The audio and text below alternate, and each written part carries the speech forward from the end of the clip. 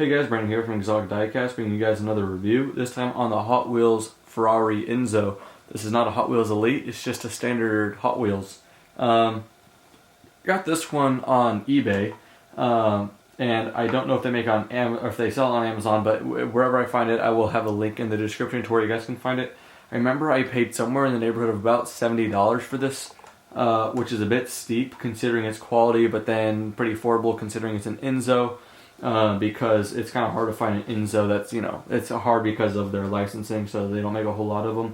But Hot Wheels does make it, and it was under $100 for sure. I think it was around $70, $75 I got this, which is a bit much because I've seen it for cheaper now. In hindsight, I'm kind of looking at around more, and there are cheaper ones. So I'm sure they make, I'm pretty sure they make black, yellow, red, and I believe that might be it, but I will double check. But yeah, so I went with red just because it's the Enzo and I wanted red. So as far as all the opening parts, and I'll kind of start showing you why I wish I had better detail. So the opening, this is all metal. This is very, very tight fitting, and so that feels really, really good. As far as the back, it's kind of like two latches here and here, and this is all plastic. So this is metal. Everything about the car is metal, and that's plastic. And so the way you lift it is you just kind of pop it, and then the other side pop it. It's like those two latches. I don't know if you're going to be able to hear that, but it's just plasticky, and yeah, it makes these kind of weird sounds like it needs oil or something like that. And the way it kind of bounces around, as you guys can see. So yeah, not the best material. Here's one annoying thing, the doors don't really stay open at all. So even if you tug at it, it won't stay open. This one sometimes does. Cool, so that one's staying open. So that will give you an idea of how that looks like open. But yeah, only one of the doors wants to stay open. This one simply does not. So that's kind of annoying. So yeah, and then it also makes this like weird jump too when you're opening it, which is a bit odd to me. So yeah, going back to the back here, so you pop and pop and then you open it up. And then the detail back here is actually not too bad. Some kind of like fake carbon fiber texture right here, which is kind of cool. And also on the actual engine piece itself here. The Ferrari emblem looks really good, a bunch of little chrome bits and stuff.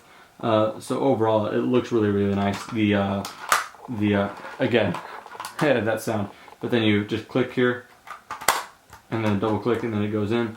But just looking through this back piece right here, that's where it looks best. I mean, its best angle is kind of looking down on the car and seeing those angles. One thing that kind of lacks quality in my opinion, this little vent here is just a sticker. They didn't even make an effort to like make it into a vent. It's just a normal sticker there, which is kind of cheesy because they kind of misaligned the sticker too. But anyway, I mean, instead of like, not trying to be so negative about it, if as a just scale model with it all closed up, nothing like, open, because it won't really stay open, it's a great looking scale model. And I think everyone needs an Enzo in their collection.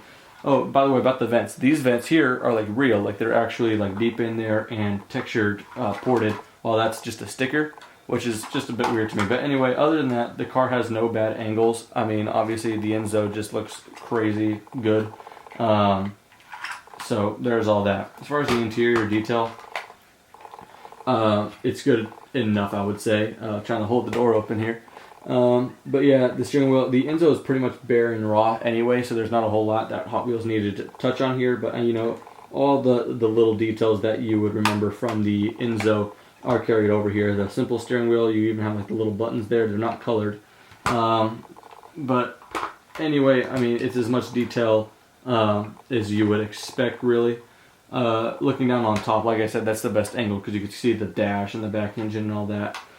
So yeah, as far as detail goes, it's not the most detailed scale model car, but as far as its overall looks as just being a diecast collection piece, it's really, really nice. The fat tires, just like very realistic to the real one. The red brake calipers are great, and everything kind of just spins really, really nicely. Everything's like put together well, just not the door and the back engine, which is just kind of weird.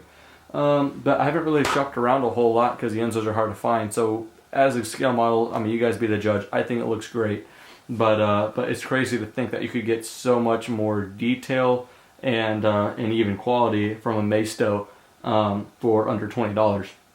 But then again, this is a collection of scale models, so you kind of have to pay what you have to pay to get the certain car you want. So you could say for this price you could have got several Maestos or one of these. Well, I only want one Enzo and one of the other ones, so it's kind of like it goes both ways, I guess. But so a little overpriced for the quality, but then again, it is an Enzo, and you're adding an Enzo to your collection, which is very, very nice. But like I said, not a bad angle, front, side, the back, everything actually just looks really, really nice and to scale, which is very, very good.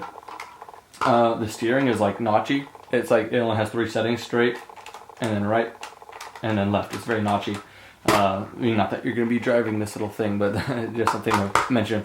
But anyway, that pretty much does it for this review. In summary, if you're just wanting to add a Ferrari Enzo, this is not a bad choice. It does look really, really good. If you want something with like the best detail and all of that, then you might have to spend north of $500 for an Enzo, because they are just not found a whole lot of places. But anyway, if I do find this on Amazon, I will throw the link in the description. So anyway, that concludes this review. Thank you guys for watching. Have a good day.